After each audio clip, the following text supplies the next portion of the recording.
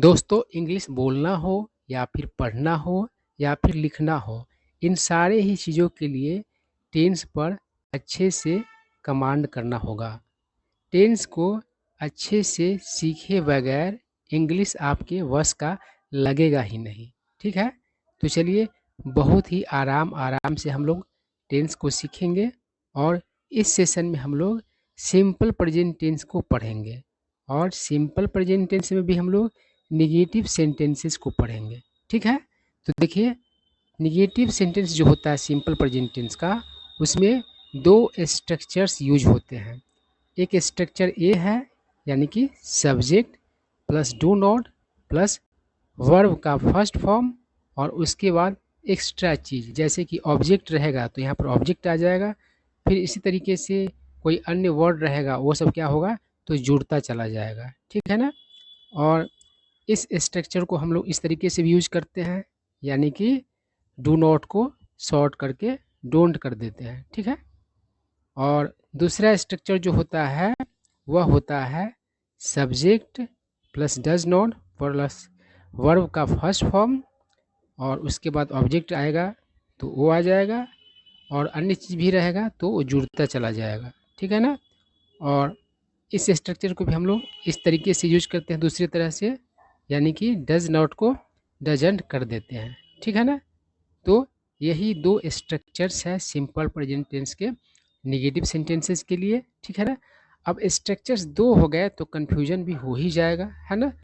तो सारे कन्फ्यूजन को यहाँ पर आप अच्छे तरीके से दूर कर लीजिए, कारण कि एक छोटा सा एक्सरसाइज करवाने वाले हैं और आपका सारा सेंटेंस सही होना चाहिए, तब समझेंगे कि आपने मेरी बातों को अच्छे से समझा। ठीक है ना? और अगर मेरी बातों को अच्छे तरीके से समझ लिया तो समझिए कि आपका सिंपल प्रेजेंट टेंस का नेगेटिव का मतलब कि सेंटेंस भी सारा का सारा आपका सही हो जाएगा। ठीक है? तो देखिए, ये जो दूसरा वाला जो स्ट्रक्चर है सिर्फ सिंगुलर सब्जेक्ट के लिए यूज किया जाता है। ठीक है ना? दूसरा वाला स्ट्रक्चर किसके लिए यूज करना है तो सिंगुलर सब्जेक्ट के लिए, और पहला वाला जो स्ट्रक्चर होता है वह प्लूरल सब्जेक्ट्स के लिए होता है ना? लेकिन पहला वाला स्ट्रक्चर थोड़ा सा कंफ्यूज कर देता है, कारण कि आई यह सिंगुलर है ना? फिर भी आई के साथ पहला वाला ही स्ट्रक्चर यूज होता है ना? साथ ही साथ यू, तो यू तो सिंगुलर और प्लूरल दोनों होता है, जैसे कि यू यानी कि तुम या फिर आप, सिंगुलर हो गया, और यू का मतलब तुम लोग या फिर आप लोग तो प्लूरल हो गया, है ना? तो ये सिंगुलर और प्लूरल दोनों होता है यू, है ना? तो इसके साथ भी क्या होता है, पहला वाला ही स्ट्रक्चर यूज होता है। यहीं पर जो है सारा कन्फ्यूजन होता है ना? तो आप अच्छे तरीके से समझ लिए बात को। देखिए, जब भी कोई भी प्लूरल सब्जेक्ट रहेगा तो पहला वाला स्ट्रक्चर यूज होगा, साथ ही साथ आई और यू के साथ भी पहला वाला ही स्ट्रक्चर यूज होगा, है ना? और कोई भी सिंगुलर सब्जेक्ट रहेगा तो आपको दूसरा वाला स्ट्रक्चर यूज करना है ना? ठीक है? सिर्फ आई और यू से बचिएगा। आई सिंगुलर है फिर भी क्या करता है, पहला वाला यूज करता है, यानी कि प्लूरल वाला स्ट्रक्चर यूज करता है, और यू सिंगुलर और प्लूरल दोनों है ना? तो सिंगुलर में भी क्या करता है ये, मतलब कि पहला वाला स्ट्रक्चर ही यूज करता है। तो इन दोनों को छोड़ दीजिए। ठीक है ना?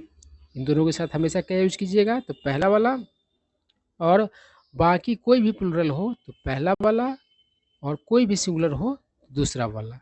ठीक है? अब चलिए कुछ सेंटेंसेस देख लीजिए, सारा का सारा बात आपका क्लियर हो जाएगा।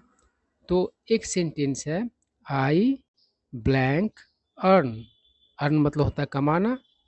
तो बताइए आप इसमें क्या लेंगे, डू नॉट या फिर डज नॉट? तो सिंपल सा बात है, अभी हमने डिस्कस किया कि आई के साथ हम लोग डू नॉट का यूज करते हैं, तो क्या हो जाएगा, आई डू नॉट अर्न, मतलब मैं नहीं कमाता हूँ, कारण कि सिंपल प्रेजेंट टेंस के सेंटेंसेस का उच्चारण ऐसा ही होता है, ताहू तीहू करके। ठीक है? उसके बाद दूसरा सेंटेंस लीजिए, यू ब्लैंक अंडरस्टैंड। तो क्या लेंगे, डू नॉट या फिर डज नॉट, तो डू नॉट लेंगे। अभी हमने डिस्कस किया, कारण कि आई और यू दोनों क्या लेता है, डू नॉट लेता है, ठीक है ना। तो डू नॉट लेंगे, तो यू डू नॉट अंडरस्टैंड मतलब तुम नहीं समझते हो। उसके बाद है ही ब्लैंक स्टडी, स्टडी मतलब पढ़ना, पढ़ाई करना, अध्ययन करना। क्या लेंगे, डू नॉट या फिर डज नॉट, तो ही सिंगुलर सब्जेक्ट है ना, वह एक ही के बारे में बात करता है, तो इसके साथ आपको क्या लेना है, डज नॉट लेना है, ठीक है बात। सिंगुलर सब्जेक्ट के साथ आपको डज नॉट आएगा, ठीक है ना। तो क्या हो जाएगा, ही डज नॉट स्टडी, वह पढ़ाई नहीं करता है, ठीक है। अगला सेंटेंस है सी ब्लैंक ईट कर्ड, कर्ड मतलब दही। अब बताइए इसमें क्या आ जाएगा, डू नॉट या फिर डज नॉट, तो सी यह भी सिंगुलर सब्जेक्ट है, वह फीमेल के बारे में बात हो रहा है और वह का मतलब एक ही होता है, तो इसमें भी क्या आ जाएगा, डज नॉट आ जाएगा। She does not eat curd मतलब वह दही नहीं खाती है। उसके बाद है Ram blank tell a lie, tell a lie मतलब झूठ बोलना। क्या लेंगे, डू नॉट या फिर डज नॉट, तो राम किसी एक राम के बारे में बात हो रहा है, सिंगुलर सब्जेक्ट है, ठीक है ना। तो क्या हो जाएगा, डज नॉट का यूज होगा, ठीक है बात। तो Ram does not tell a lie मतलब राम झूठ नहीं बोलता है। उस तरीके से सीता ब्लैंक क्वेरल, क्वेरल मतलब झगड़ना, झगड़ा करना।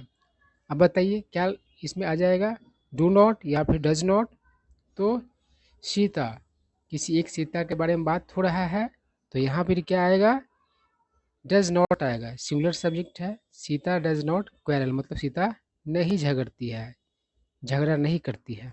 उसके बाद है my brother blank abuse, abuse मतलब गाली देना। क्या आएगा, डू नॉट या फिर डज नॉट, तो देखिए ब्रदर है, सिंगुलर है ना, एक भाई के बारे में बात है, तो इसमें भी क्या आ जाएगा, डज नॉट आ जाएगा। My brother does not abuse मतलब मेरा भाई गाली नहीं देता है। अगला सेंटेंस देखिए, my brothers blank waste time, waste time मतलब समय बर्बाद करना।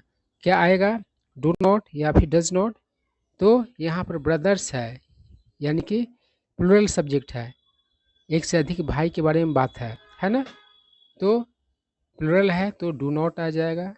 सेंटेंस क्या हो जाएगा, my brothers do not waste time मतलब मेरे भाई लोग समय बर्बाद नहीं करते हैं, ठीक है। अगला देखिए, वी ब्लैंक प्रोक्रेस्टिनेट, प्रोक्रेस्टिनेट मतलब होता है टाल मटोल करना। देखते हैं ना स्टूडेंट लोग कितना टाल मटोल करते हैं, आज पढ़ेंगे, कल पढ़ेंगे, परसों पढ़ेंगे, और इस तरीके से एग्ज़ाम का मतलब कि समय आ जाता है, ठीक है ना। तो इसमें क्या आ जाएगा, डू नॉट या फिर डज नॉट, तो वी यानी कि हम लोग प्लूरल है इसलिए इसमें डू नॉट आएगा। वी डू नॉट प्रोक्रेस्टिनेट मतलब हम लोग टाल मटोल नहीं करते हैं। अगला सेंटेंस है दे ब्लैंक हेल्प अस। क्या आएगा, डू नॉट या फिर डज नॉट, तो इसमें भी डू नॉट आएगा। दे यानी कि वे लोग प्लूरल है तो डू नॉट आएगा, वे लोग हमारी मदद नहीं करते हैं, ठीक है ना। उसके बाद है Ram and Shyam blank talk, talk मतलब बात करना। क्या आएगा, डू नॉट या फिर डज नॉट, ठीक है। तो यहाँ पर भी डू नॉट आ जाएगा, कारण कि राम एक हो गया और एक श्याम हो गया, दो व्यक्ति हो गया है ना, तो इसीलिए प्लूरल हो गया, तो क्या हो जाएगा, डू नॉट हो जाएगा। सिर्फ राम या सिर्फ श्याम रहता तो डज नॉट रहता है ना, लेकिन यहाँ पर राम एंड श्याम दो है तो इसलिए प्लूरल हो गया, इसलिए क्या आएगा, डू नॉट आएगा। Ram and Shyam do not talk यानी कि राम और श्याम नहीं बात करते हैं, ठीक है ना। उसके बाद है अगला sentence, it blank snow in June. Snow मतलब होता है बर्फबारी होना और स्नो मतलब बर्फ भी होता है, ठीक है ना। तो इसमें क्या आएगा, डू नॉट या फिर डज नॉट, ठीक है। तो इट जो होता है सिंगुलर होता है ना, तो इट के लिए क्या आ जाएगा, डज नॉट का यूज होगा, ठीक है। कारण कि बारिश होना, बर्फबारी होना, ये सब जो प्राकृतिक घटना है इसके साथ सब्जेक्ट के तौर पर इट का प्रयोग किया जाता है और इट सिंगुलर होता है ना। तो इट के साथ क्या लगेगा, डज नॉट। सेंटेंस क्या हो जाएगा, it does not snow in June, मतलब कि जून में बर्फबारी नहीं होती है। ठीक है, तो ये सारे सेंटेंसेज आपने देखा, तो आई होप आप लोगों को अच्छी तरीके से सारा बात समझ में आया होगा।